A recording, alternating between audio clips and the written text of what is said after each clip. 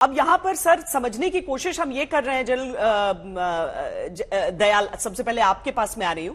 सबसे पहले जो तस्वीरें हम देख रहे हैं पाकिस्तान में, यह उनके देश के लिए कोई नई चीज नहीं है, लेकिन सिर्फ ये चीज नहीं समझ में आती है कि एक व्यक्ति, एक हमलावर जो कह रहा है कि नहीं मेरा अपना पर्सनल गुस्सा था जिस वजह से मैंने ये किया।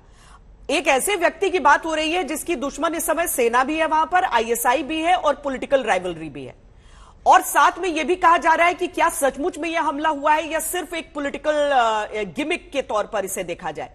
आपने जो भी तस्वीरें देखी हैं, फौरी तौर पर आपका जजमेंट क्या कहता है? देखिए श्वेता, एक चीज बहुत स्पष्ट है और बहुत साफ हमें समझनी चाहिए कि ये राइवलरीज ठीक है, लेकिन आईएसआई और पाकिस्तानी आर्मी इस किस्म की चीज इतने कमजोर उससे ढंग से, आपने भी मेंशन किया ये बात, जैसे बेनजीर भुट्टो की जब आपने बात की, पाकिस्तानी आईएसआई और पाकिस्तानी सेना इस किस्म की हरकत नहीं करेंगे, इतनी कच्ची गोलियां नहीं खेलेंगे कि उससे फायदा जो है वो पूरा का पूरा और इमरान खान को मिले।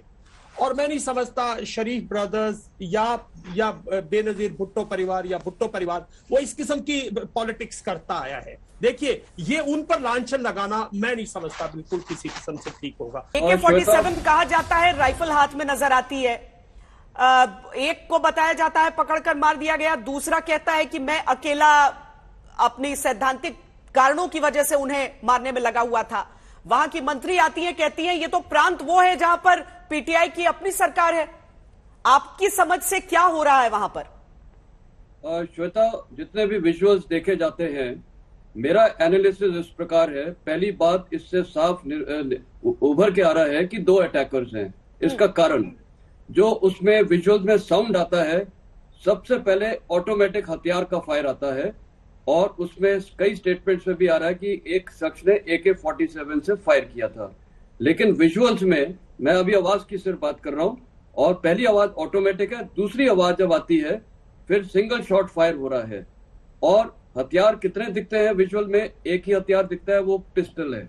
तो पिस्टल से जाहिर है वो बाद में फायर किया गया है और वो सिंगल शॉट फायर था। और अगर आप देखें, जब उस पे लोगों ने हमला किया है, जो नियर बाय जो लोग खड़े थे, उसकी पिस्टल ऊपर की तरफ है, तो उसने हवा में शायद फायर किया है।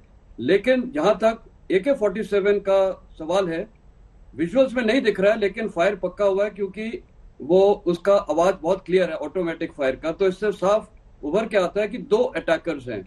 अब ये तालमेल में अटैक हुआ है, मेरे को लगता है कि, और उसने जो एक शख्स ने उसकी AK-47 डाउन भी की है, उसके मुताबिक अगर आप देखिए, ये ग्राउंड से फायर किया गया है।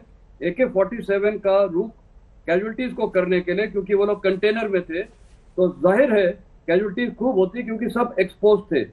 और जैसे ही फायर हुआ है, वो फायर होने से पहले उस शख्स ने देखा है, जिसने इमरान खान को बचाया है, उसने हाथ से AK-47 का रूप नीचे कर दिया है। नीचे करने से वो फायर थोड़ा नीचे की तरफ गया, इसीलिए वो कंटेनर में जहां पर पैरों की तरफ गया है, और वहां पर इसलिए इनको जो भी गोली लगी है वो ऊपर बॉडी में नहीं लगी है, क्योंकि वो हथियार को डाउन कर दिया गया था।